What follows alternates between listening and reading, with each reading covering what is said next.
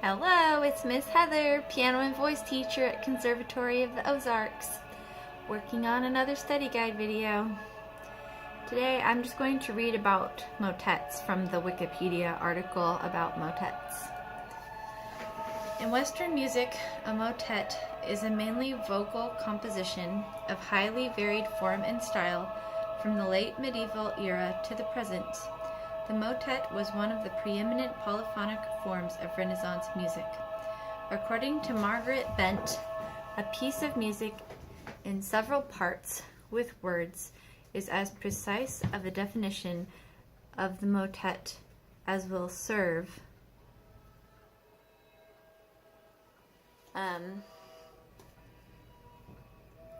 from the 13th to the late 16th century and beyond. The late 13th century theorist Johannes de Grocio believed that the motet was not to be celebrated in the presence of common people, because they do not notice its subtlety, nor are they delighted in hearing it, but in the presence of the educated and those who are seeking out subtleties in the arts. Etymology. In the early 20th century, it was generally believed the name came from the Latin movere, to move, though a derivation from the French word mot, which means word or phrase, has also been suggested. The medieval Latin for motet is motectum, and the Italian motetto was also used. If the word is from Latin, the name describes the movement of different voices against one another. Today, however, the French etymology is favored by reference books, as the word motet in 13th century French had the sense of little word. In fact, the troped clausulas that were the forerunner of the motet were originally called motetti, or motelli, from the French word mot, word, soon replaced by the term motetti. Medieval examples. The earliest motets arose in the 13th century from the organum tradition exemplified in the Notre Dame school of Léonin and Periton. The motet probably arose from the clausula sections, usually strophic interludes, in a longer sequence of organum to which upper voices were added. Usually the clausula represented a strophic sequence in Latin, which was sung as a discant over a cantus firmus, which typically was a plain chant fragment with different words from the discant. The motet took a definite rhythm from the words of the verse, and as such appeared as a brief rhythmic interlude in the middle of a longer, more chant-like organum. Because the system of writing music used up until the development of modal rhythmic notation around 1230 lacked individual notational symbols with which to express rhythms in music, almost all of the earliest motets, like the clausulas they replaced, are for tenor and duplum, or motetus only. The main exception is the conductus motet, in which the parts proceed in essentially homophonic rhythms. The practice of discant over a cantus firmus marked the beginning of counterpoint in Western music. From these first motets arose a medieval tradition of secular motets. These were 2- or 3-part compositions in which several different texts, sometimes in different vernacular languages, were sung simultaneously over a usually Latin-texted cantus firmus that once again was usually adapted from a passage of Gregorian chant. It is suspected that, for the sake of intelligibility, in performance, the cantus firmus and one or another of the vocal lines were performed on instruments. Among the trouvères, Robert de Reims-la-Chèvre and Ricard de Forneval composed motets. Increasingly in the 14th and 15th century, motets tended to be panisarrhythmic. That is, they employed repeated rhythmic patterns in all voices, not only in the cantus firmus, which did not necessarily coincide with the repeating melodic patterns. Philippe de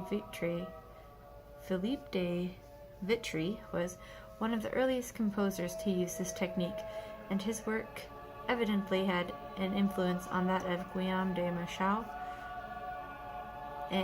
one of the most famous named composers of late medieval motets.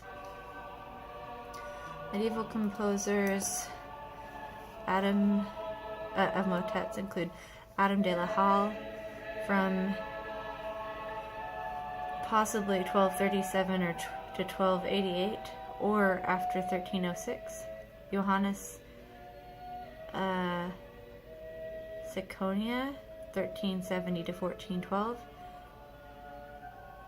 This is John Dunstable. I think that's supposed to be John Dunstable. It's Wikipedia, so who knows. I've also never heard discant. I've always heard descant. But John Dunstable with a P, 1390 to 1453. Franco of Colonia, mid 13th century. Jacopo da Bologna, 1340 to 1385. Marchetto da Padova, 1305 to 1319. Petrus de Cruce, I think, or Cruce, second half of the 13th century, and Wilhelmus de Vicecumbe, I think, 1270. Renaissance examples. The motet was preserved in the transition from medieval to Renaissance music, but the character of the composition was entirely changed. While it grew out of the medieval isorhythmic motet, the Renaissance composers of the motet generally abandoned the use of a repeated figure as a cantus firmus. Guillaume Dufay was a transitional figure in this regard. He wrote one of the last important motets in the medieval isorhythmic style, Nuper Rosarum Flores, 1436, written to commemorate the completion of Filippo Brunelleschi's, how do you say that guy's name? That famous architect, the Medici family. Isn't it Brunelleschi? Brunelleschi. That guy. His dome in the Cathedral of Florence. During this time, however, the use of the cantus firmi in works such as the Parody Mass tended to stretch the cantus firmus out to great lengths compared to the multi-voice descant above it. This tended to obscure the rhythm supplied by the cantus firmus that had been apparent in the medieval isorhythmic motet. The cascading passing chords created by the interplay between multiple voices and the absence of a strong or obvious beat are the features that distinguished medieval and Renaissance motet styles. Instead, the Renaissance motet is a polyphonic musical setting, sometimes in imitative counterpoint for chorus of a Latin text, usually sacred, not specifically connected to the liturgy of a given day, and therefore suitable for use in any service. The text of antiphons were frequently used as motet texts. This is a sort of composition that is most familiarly,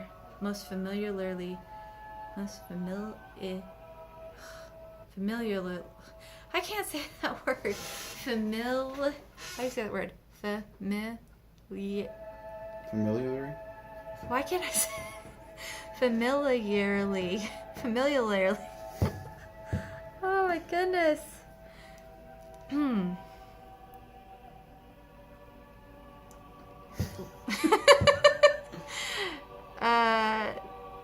Now I lost my place. Okay.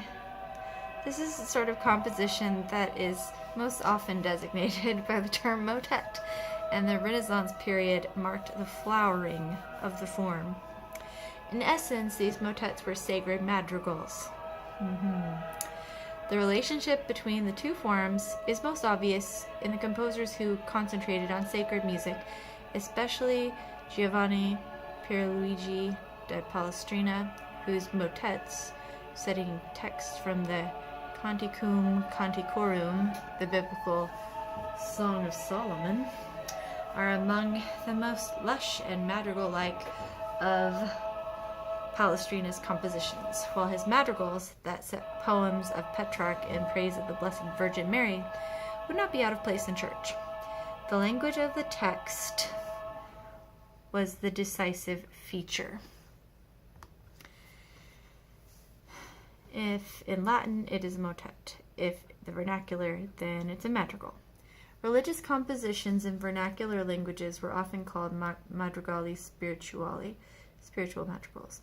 Like their madrigal cousins, Renaissance motets developed an episodic format, with separate phrases of the source text being given independent melodic treatment and contrapuntal development. Contrapuntal passages often alternate with monody. Who doesn't love that? Secular, non-religious motets continued to be written, however. These motets typically set a Latin text in praise of a monarch, commemorating some public triumph, or even praising music itself. Nevertheless, the themes of courtly love, often found in the medieval secular motet, were banished from the Renaissance motet. Many secular motets are known as ceremonial motets. A characteristic of ceremonial motets was a clarity of diction, for the audience was not presumed to be familiar already with the text, as would have been true with Latin hymns, and also a clear articulation of formal structure, for example, a setting apart of successive portions with a sharp contrast of texture or rhythm. Adrian Willaert, Ludwig Senfel, and I'm not sure if it's Cipriano or Cipriano de Rore were among the most prominent composers of ceremonial motets during the first half of the 16th century. Renaissance composers. The motet was one of the preeminent forms of Renaissance music. Important composers of Renaissance motets include Alexander Agricola, Guy Spinchois, Antoine Bousnois, William Byrd, that one I can say, Johannes Campanus, Loisette Comperere, Josquin de Perez, John Dunstable, and Antonin de Favin, Carlos Gesualdo, Nicolas Gombert, Francisco Guerrero, Heinrich Isaac, Pierre de la Rue, Orlando de Lassus, Cristobal de Morales, Jean Mouton, Jacob Olbrecht, Johannes Ockenheim, Martin Pearson, familiarly. Doesn't matter, it's over now. Giovanni Palestrina, Thomas Tallis, John Taverner, Robert Carver, Thomas Luis de Victoria, Manuel Cardoso. In the latter part of the 16th century, Giovanni Gabrieli and other composers developed a new style, the polychoral motet, in which two or more choirs of singers or instruments alternated. This style of motet was sometimes called the Venetian motet, to distinguish it from the Netherlands or Flemish motet, written elsewhere.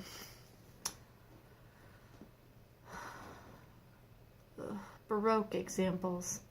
In Baroque music, especially in France, there were two distinct and very different types of motets. Petite motets, sacred choral or chamber compositions whose only accompaniment was a basso continuo, and grands motets, which included mass choirs and instruments up to and including a full orchestra.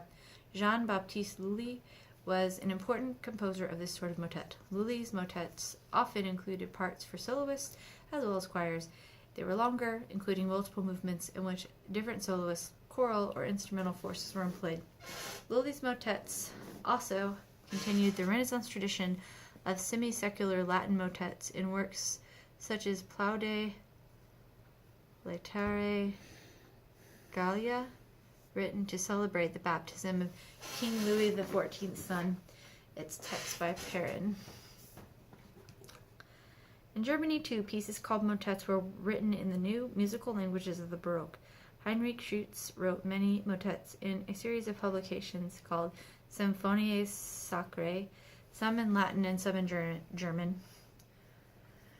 Bach wrote works he called motets, relatively long pieces in German on sacred themes for choir and basso continuo, with instruments playing colla parte, several of them composed for funerals.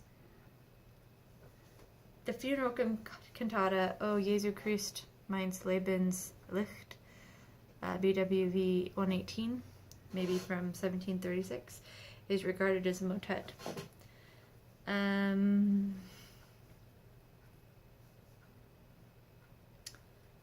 Since Bach, later 18th century composers wrote few more motets, but for example, his son, J.C.F. Bach, composed an extended choral motet, Wacket auf, ruft uns die Stimme, combining Baroque techniques with galant style. Mozart's well-known Ave Verum Corpus, Kochel 618, is in this genre. In the 19th century, some German composers continued to write motets, notably Felix Mendelssohn and Johannes Brahms, who composed, for example, 3 motets on biblical verses. Josef Reinberger, who composed motets such as Abendlied. Anton Bruckner composed about 40 motets, mainly in Latin, including Locus Iste. French composers of motets include Camille Saint-Saëns and César Franck. Similar compositions in the English language are called anthems, but some later English composers, such as Charles Villiers-Stanford, wrote motets in Latin.